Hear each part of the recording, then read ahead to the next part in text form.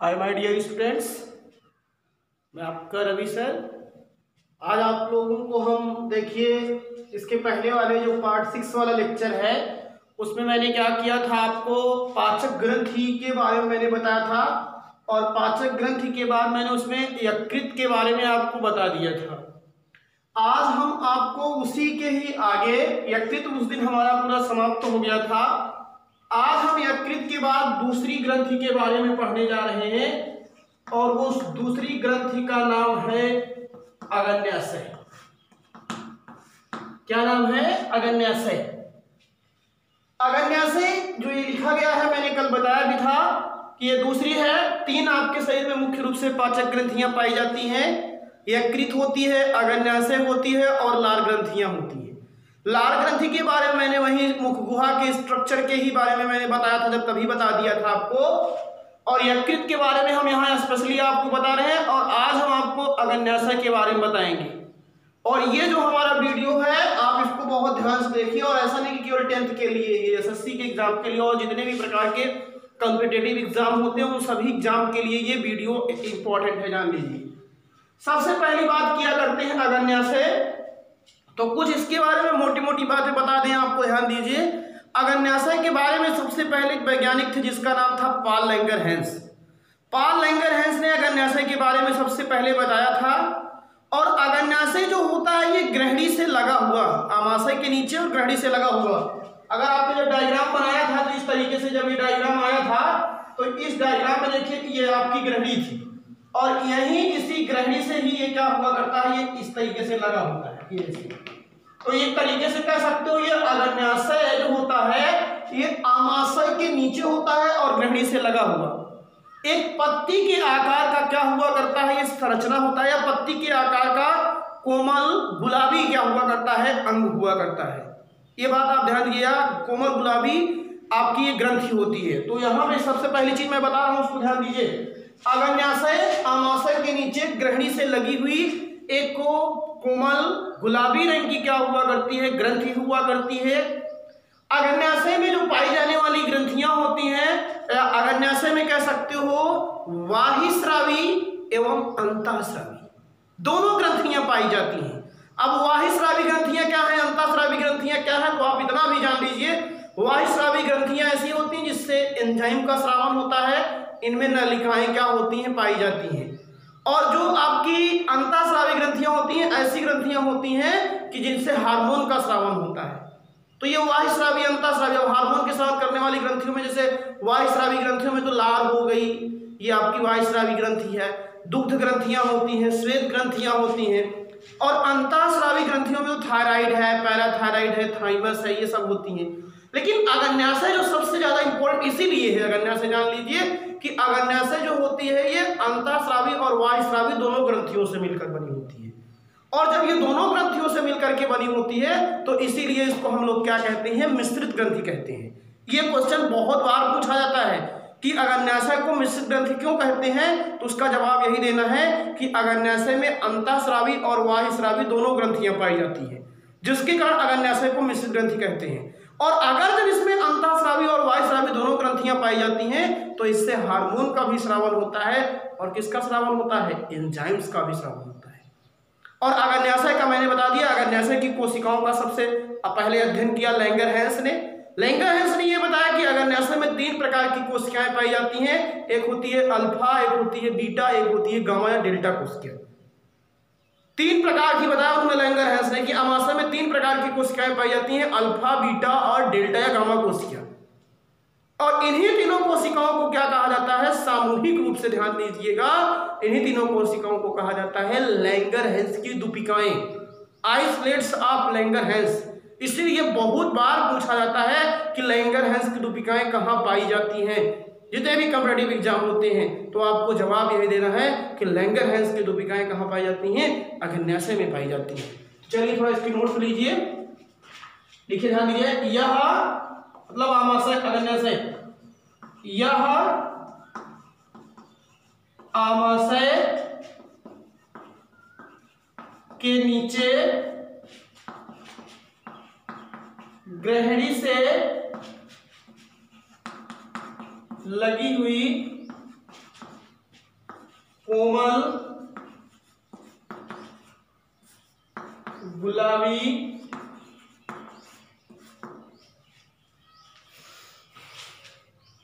पत्ती सदृश या पत्ती के समान, पत्ती सदृश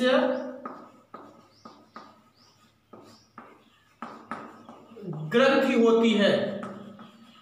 ये इसके बारे में बताया मैंने। यह आमाशय के नीचे ग्रहणी से लगी हुई कोमल गुलाबी या पत्ती के सदृश क्या हुआ करती है, ग्रंथि होती है, ये ग्लैंड्स होती है। फिर आगे मैंने बताया कि आपको ध्यान दीजिएगा, यह या अग्न्याशय में, ये बात बहुत इंपॉर्टेंट है, ध्यान लीजिएगा। ये जो आपको मैंने बता रहा, ध्यान दीजिएगा। अग्न्याशय में वाही स्रावी, ये चीज अंडरलाइन करने लायक है, वाही स्रावी एवं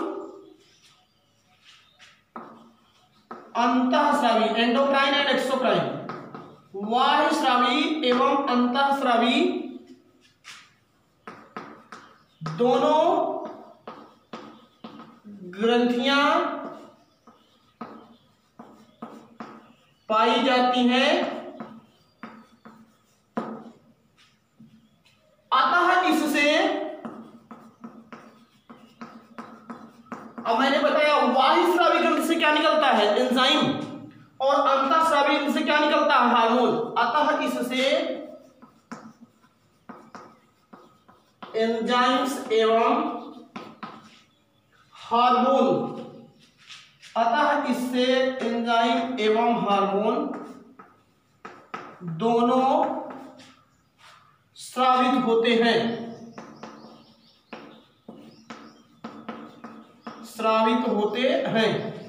ये जो बायोलॉजी हम आपको बता रहे हैं, आप एसएससी एग्जाम ही नहीं, आप सिविल सर्विसेज के लिए भी आप इसको देख सकते हैं, जान लीजिए। कोई बच्चे कमेंट करे देख सर कमेंट इसको कंप्लीटली पढ़ा दीजिए, तो आप अगर थ्योरी सही से पढ़े रहते हो तो आप जान लीजिए पूरी उसकी क्या कह सकते हो, पूरी जितनी भी उससे आपके कॉम्पिटिटिव एग्जाम में आपके मल्टी चॉइस क्वेश्चन आएंगे आप हल कर सकते हो।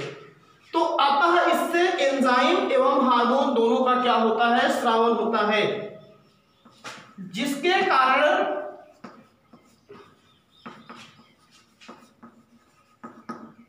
अग्न्याशय को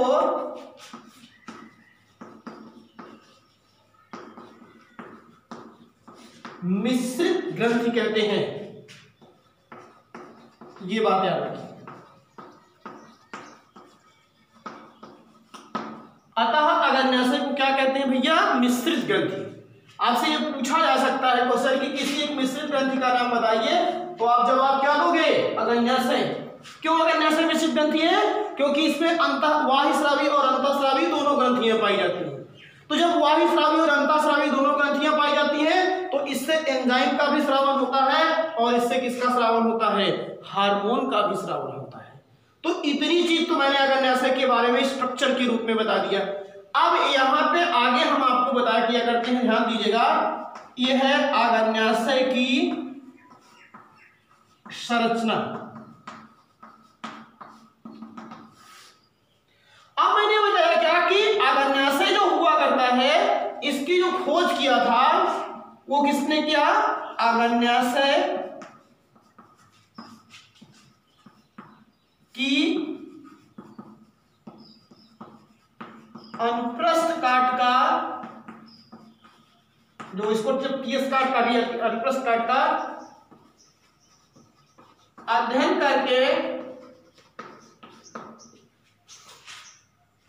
सर्वप्रथम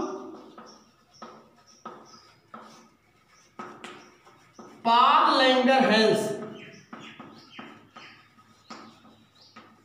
सर्वप्रथम पाल लैंगरहैंस ने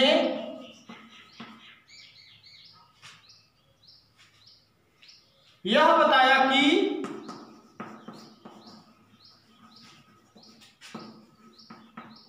अग्न्याशय में अल्फा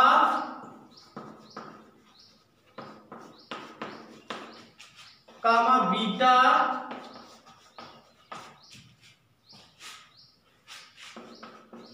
एवं गामा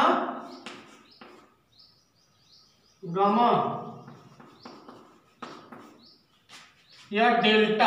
ये गामा का साइन है, ये डेल्टा का है। डेल्टा कोशिकाएं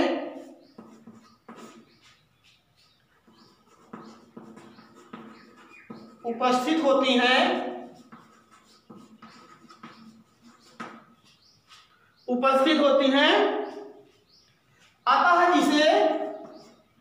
अतः इन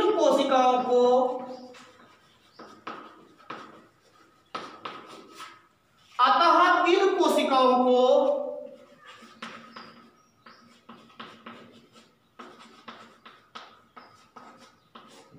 लैंगरहैंस, ये बहुत इंपॉर्टेंट चीज है, लैंगरहैंस की दूपिकाएं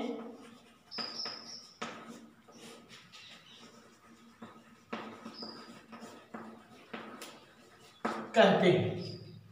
ये इतना मैंने क्या किया, आपको अग्न्याशय के बारे में पूरा डिटेल बता दिया कि यह आमाशय के नीचे ग्रहणी से लगी हुई कोमल आपकी गुलाबी पत्ती सदृश ग्रंथि होती है। अग्न्याशय में वाहिस्रावी, ये नोट करने लायक चीज है, एवं अंतःस्रावी।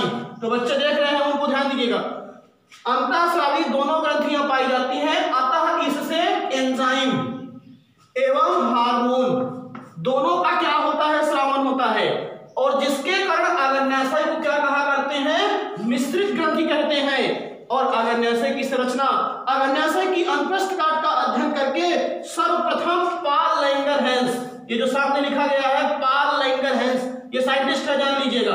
पॉल लैंगरहैंस ने यह बताया कि अग्न्याशय में अल्फा, कौन कोशिका, अल्फा, बीटा और फिर कौन सी, गामा या डेल्टा, गामा या कौन सी, डेल्टा कोशिकाएं उपस्थित होती हैं।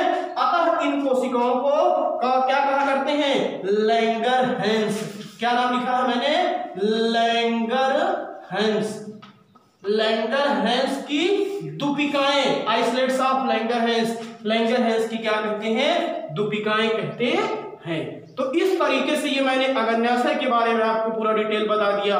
और अगर आप लोगों को जो हम बता रहे हैं अगर ये अच्छी तरीके से समझ में आ रहा है तो आप वीडियो के नीचे कमेंट करें, लाइक करें, और जो सबसे इंपॉर्टेंट बात है कि अगर हम हमारे आने वाले अन्य लेक्चर को आप सुनना चाहते हैं तो अपने YouTube चैनल पर Ravi institute chemistry and biology को आप सब्सक्राइब कीजिए और बेल आइकन प्रेस कीजिए। चलिए हम आपको ले चलते हैं आगे, अग्न्याशय की जो कोशिकाएं होती हैं उनका फंक्शन बताया किया करते हैं। तो ये बात ध्यान दीजिए।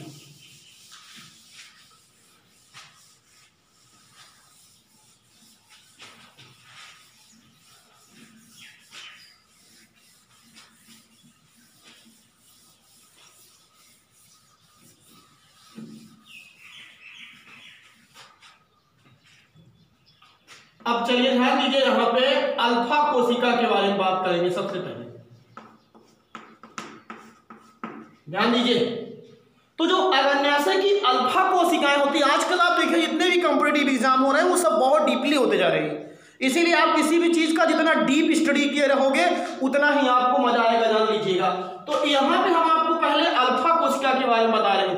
अगर आपको जानना होगा सबसे ज्यादा कौन कोशिका पाई जाती है तो अल्फा, बीटा और गामा, इन तीनों कोशिकाओं में सबसे ज्यादा परसेंटेज किसका होता है, अल्फा बीटा कोशिकाओं का। तो जो यहाँ पे अल्फा कोशिका है मैं इसकी बात करता हूं, यहां ध्यान दीजिएगा। अल्फा कोशिका से अग्न्याशय की अल्फा कोशिका से ग्लूकेगॉन, ये बहुत इंपॉर्टेंट क्वेश्चन है, जान लीजिएगा। ग्लूकेगॉन, ये आप ध्यान दीजिएगा। ये अग्न्याशय की जो अल्फा कोशिका होती है इससे ग्लूकेगॉन क्या होता है, हार्मोन स्रावित होता है। ये आप जान लीजिए, हार्मोन स्रावित होता है, यही केवल हार्मोन जान लीजिए। और जो दूसरी कोशिका है वो बीटा कोशिका। अल्फा कोशिका से उतना इंपॉर्टेंट क्वेश्चन नहीं उठता है, लेकिन जो बीटा कोशिका है ये इंपॉर्टेंट है, इसीलिए इसको आप ध्यान से सुनिए। बहुत यहाँ पे केयर करके सुने, जान लीजिए। अगर आपसे क्वेश्चन कभी पूछा कि सबसे ज्यादा कौन सी लैंगर है इसकी दूतिकाएं पाई जाती हैं, तो आपकी कौन सी होती हैं? बीटा कोशिकाएं। ये सबसे अधिक मात्रा में, जान लीजिएगा, अग्न्याशय में आपकी पाई जाती है। तो यहाँ पे हम क्या किया करते हैं, इसके बारे में हम आपको बताने जा रहे हैं, इसको थोड़ा ध्यान दीजिएगा। तो यह अग्न्याशय में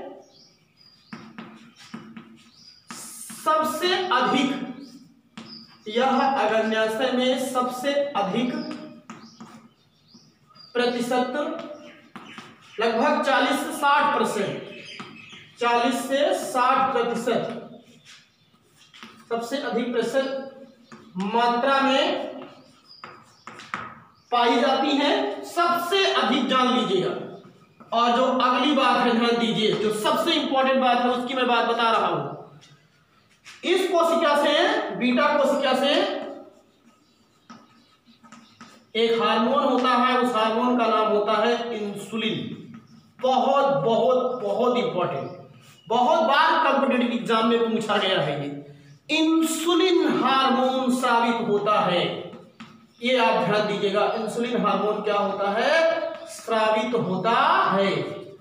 और ये इंसुलिन हार्मोन इतना इंपॉर्टेंट है, इसकी इंटेग्रिटी में बड़ा स्ट्रक्चर भी पढ़ाया जाता है आगे। सेंगर थे वैज्ञानिक, एक आप जान लीजिए, इसकी स्ट्रक्चर के बारे में बताया था। और इंसुलिन जो होता है एक पॉलीपेप्टाइड प्रोटीन से बना हुआ एक कंपाउंड है, जान लीजिएगा। इसकी आगे डिटेल आपको मिलती है।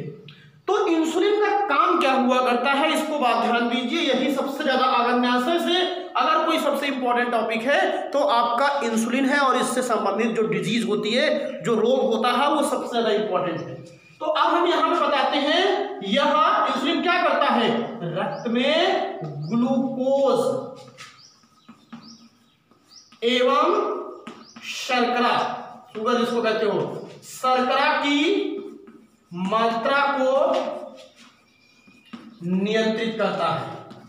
ये इसकी बात हो गई, नियंत्रित करता है। ये ध्यान दीजिएगा आप लोग। यह रक्त में ग्लूकोज एवं शर्करा की मात्रा को क्या करता है? नियंत्रित करता है, कंट्रोल करता है, जान लीजिएगा। और अतः अब आप ध्यान दीजिएगा, इसकी कमी होने पर रक्त में ग्लूकोज या शर्करा की मात्रा क्या हो जाती है? बढ़ जाती है। अतः इसकी कमी होने पर रक्त में ग्लूकोज या शर्करा की मात्रा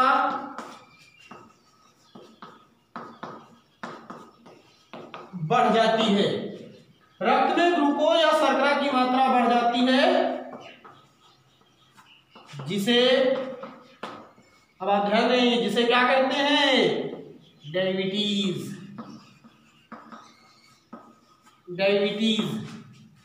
मधुमेह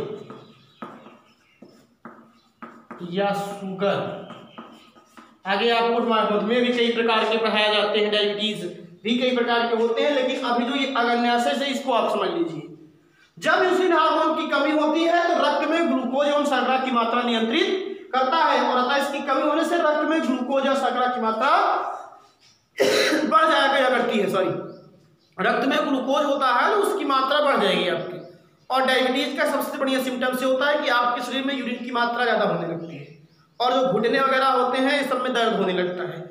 ये डायबिटीज का सिम्टम्स है। और ज्यादा करके ये आप कुछ डायबिटीज ऐसी होती हैं जो मोटापा के कारण भी हो जाया करती हैं, ज्यादा आप अनियमित रूप से भोजन ग्रहण करते हो, और एक डायबिटीज तो ये इंसुलिन के कारण ही है। तो ये अतः जिसे डायबिटीज, मधुमेह या शुगर कहते हैं, बस ये याद रखिएगा। अब कुछ लोग सोचते होंगे कि जब ये रोग हो गया तो कंट्रोल कैसे किया जाता है? तो इंसुलिन का इंजेक्शन दिया जाता है, बाहर से इस हार्मोन को दिया जाता है, जिसके कारण इस रोग से कंट्रोल हो जाता है। और अब हम बात करते हैं जो तीसरी कोशिका है, गामा या डेल्टा कोशिका। इसकी बात आप ध्यान दीजिए। अग्न्याशय की गामा या जो डेल्टा कोशिका होती है, इससे एक हार्मोन निकलता है सोमैटोस्टेटिन।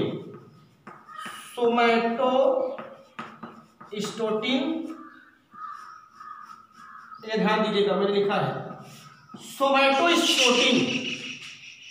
सोमैटोस्टेटिन जो हार्मोन हुआ करता है, यह ध्यान दीजिएगा, सोमैटोस्टेटिन लिखा हो, यह सोमैटोस्टैटिन हार्मोन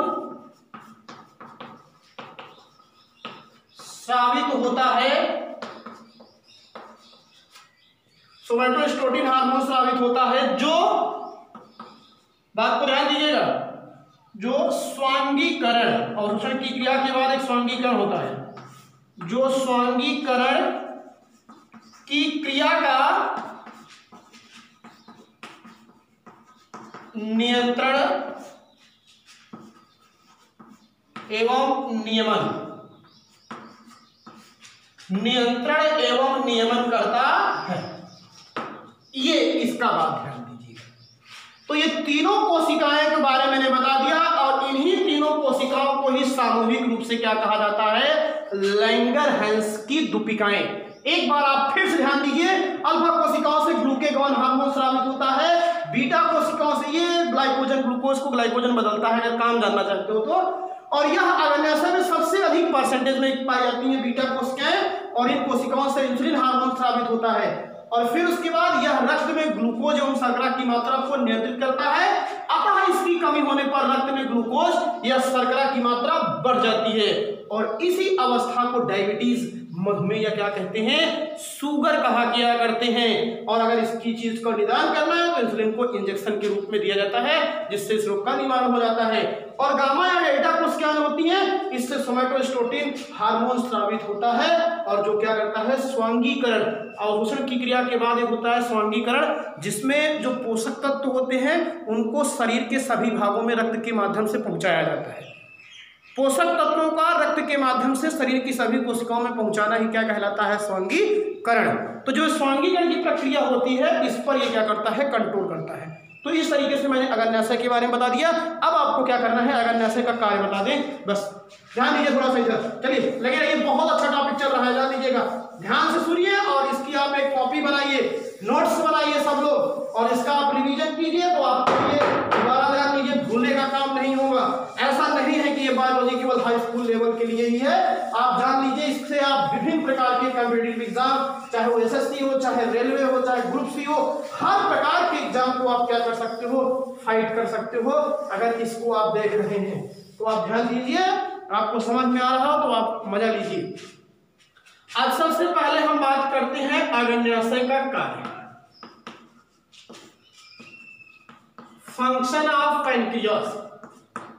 तो सबसे पहली चीज तो आप अभी से ही बता दीजिए, क्या अग्न्याशय से, जो मैंने कार्य सबका बता दिया, अग्न्याशय से या अग्न्याशय की कोशिकाओं से कौन कौन हार्मोन निकलते हैं, कोशिकाओं, अग्न्याशय की, ऐसे लिखो, अल्फा कोशिका से, अभी बताया कोशिका से ग्लूकेगॉन, बीटा कोशिका से इंसुलिन एवं गामा कोशिका से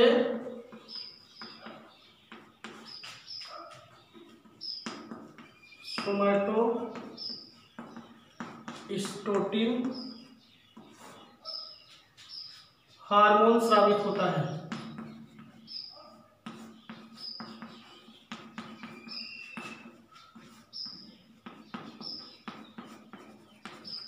ये तो इसका फंक्शन हो गया, मान लीजिए पहला।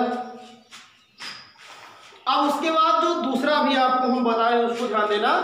अभी देखिए, हमने आपको टोटली केवल अंतःस्रावी ग्रंथियों के बारे में बताया, अब बाह्यस्रावी ग्रंथियों के बारे में बता देते हैं। तो अग्न्याशय में से जो बाह्यस्रावी ग्रंथि होती है, उसमें से मुख्य रूप से दो टाइप के एंजाइम निकलते हैं। कुछ एंजाइम ऐसे निकलते हैं जो प्रोटीन का पाचन करते हैं, और कुछ एंजाइम ऐसे निकलते हैं जो वसा का पाचन करते हैं। तो ये आप ये भी ध्यान दीजिए। तो अग्न्याशय की जो बाह्यस्रावी ग्रंथियां होती हैं, उनसे ट्रिप्सिन, काइमोट्रिप्सिन और एक इरेप्सिन, ये सब क्या होते हैं, प्रोटीन पाचक एंजाइम निकलते हैं।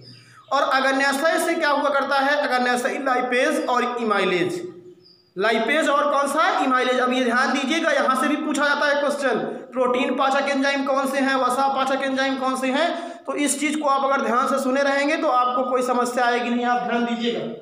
तो जो पैंक्रियास है इसका दूसरा फंक्शन बता रहा हूं, ध्यान दीजिएगा। अग्न्याशय से या अग्न्याशय की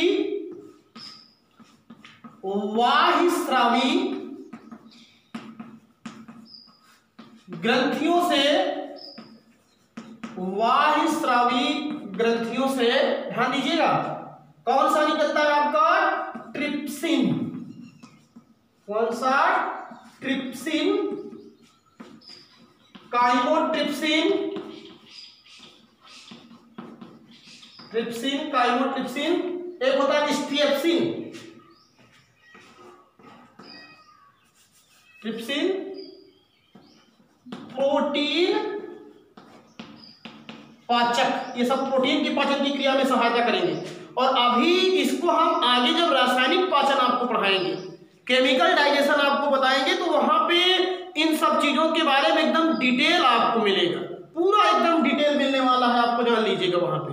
तो यहाँ पे क्या होता है, जिससे प्रोटीन पाचक अग्न्याशय की वाहिस्रावी ग्रंथियों से ट्रिप्सिन, काइमोट्रिप्सिन प्रोटीन पाचक एंजाइम्स स्रावित होते हैं। ये बहुत चीज इंपॉर्टेंट है। जैसे आपसे कॉम्पिटिटिव एग्जाम हो सकता है, ट्रिप्सिन कैसा एंजाइम है, काइमोट्रिप्सिन कैसा एंजाइम है, ये कहां से स्रावित होता है। तो एक क्वेश्चन अगर आप लाइन टू पढ़ लीजिए तो कई टाइप के क्वेश्चन बना सकते हो।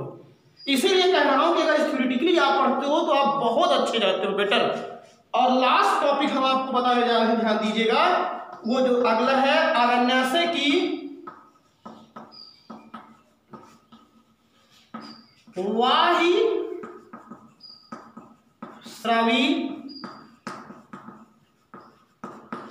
ग्रंथियों से, अग्न्याशय की वाहिस्रावी ग्रंथियों से, अभी देखिए मैंने बताया था अग्न्याशयी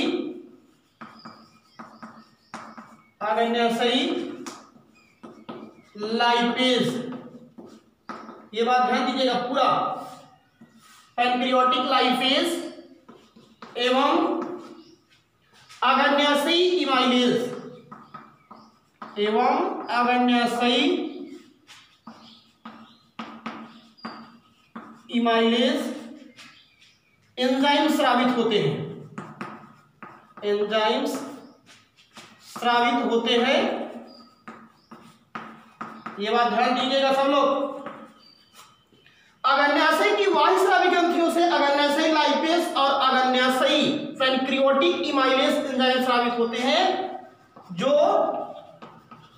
वसा के पाचन में